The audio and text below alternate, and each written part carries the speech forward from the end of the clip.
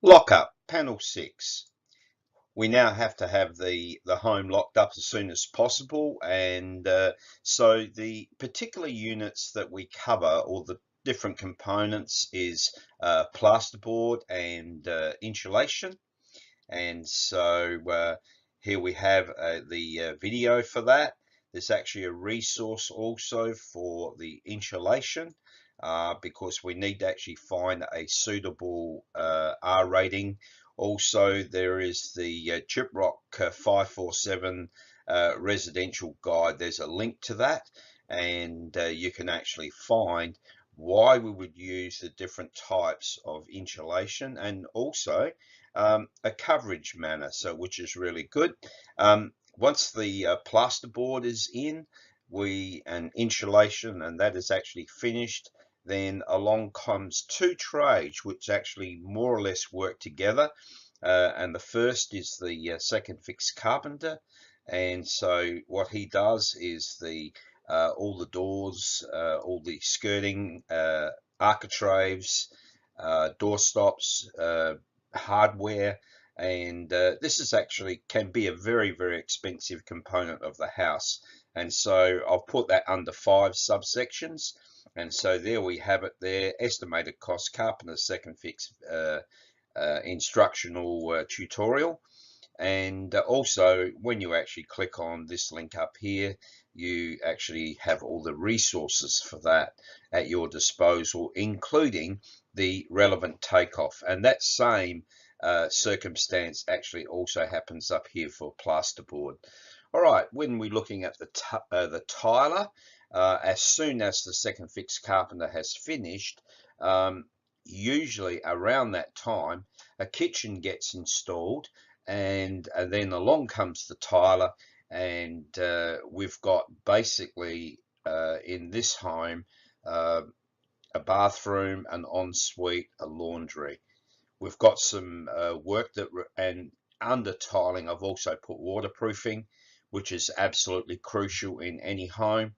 And in actual fact, if we looked at building faults, waterproofing is one of the big ones Australia-wide and costs millions every year. So we need to look at that. It's under 6 points. A short video again, detailing how to look at the tiling, square meter, where it fits, what type of tiles, all that type of information. Okay, we then get to the plumber second fix, which is really interesting. So there's 9 points here. This is actually really quite detailed. You've got bath, showers, vanity basins, so all of those, WCs, laundry trough, kitchen sink, all taps, floor traps, sinks, fittings, hot water service. And so some of the Cordell prices will actually come into play here. And again, I have included estimated cost plumbing second fix tutorial video for you. Okay, we'll just have a look at the next page. All right, continuing on. Kitchens, laundry cabinets, and robes. This is a huge subject. In actual fact, in estimating, kitchens and internal fit outs are actually a specialist niche of costing. And so ordinarily, an estimator would get a price from a kitchen manufacturer, and they would actually put that all together. I've put together some really good resources here. Also, we actually have the kitchen plan. So Anthony Ragonza supplied that, which was very much appreciated. I drew the laundry cabinets and robes in the joinery folder. There is also a link to Caboodle, which is a manufacturer and mainly through Bunnings. And we've also got a PowerPoint manufacturer joinery components, which was supplied by Eric Addis. And I've listed some key pages that you can look at out of that resource. This would be an ideal candidate to be put in your digital library, as is all of the others, because they are valuable information. Last of all, we actually have estimated costs, kitchen, laundry and cabinets. And so again, here's our tutorial. Painter. And again, 9 different subsections in regards to painting.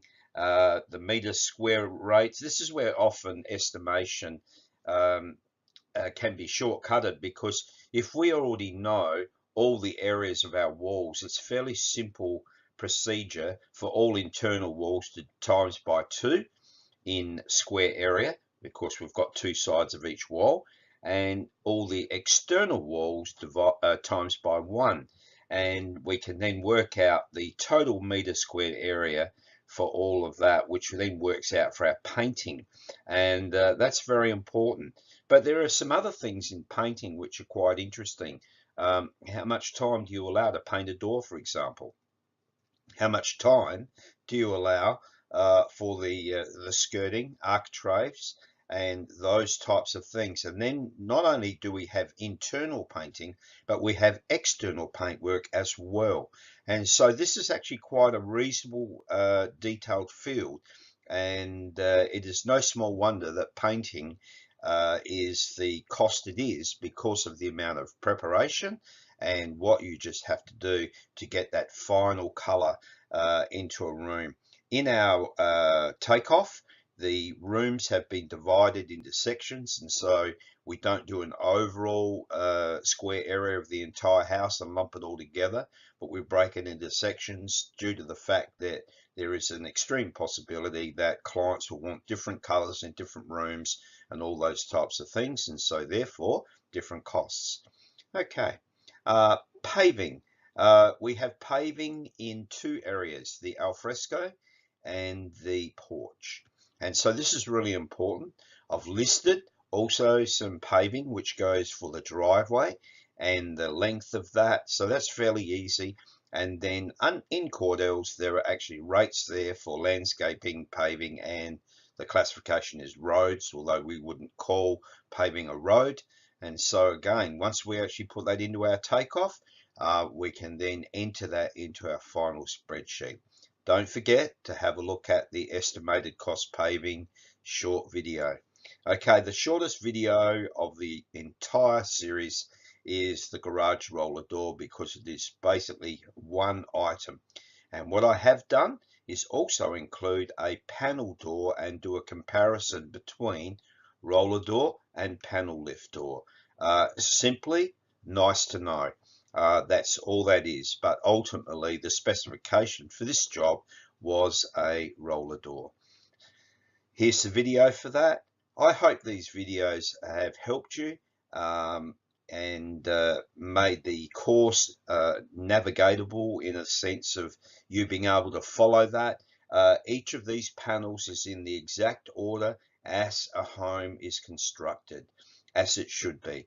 And that way there you can guarantee that it won't miss any, and that will be very good to know. Thank you.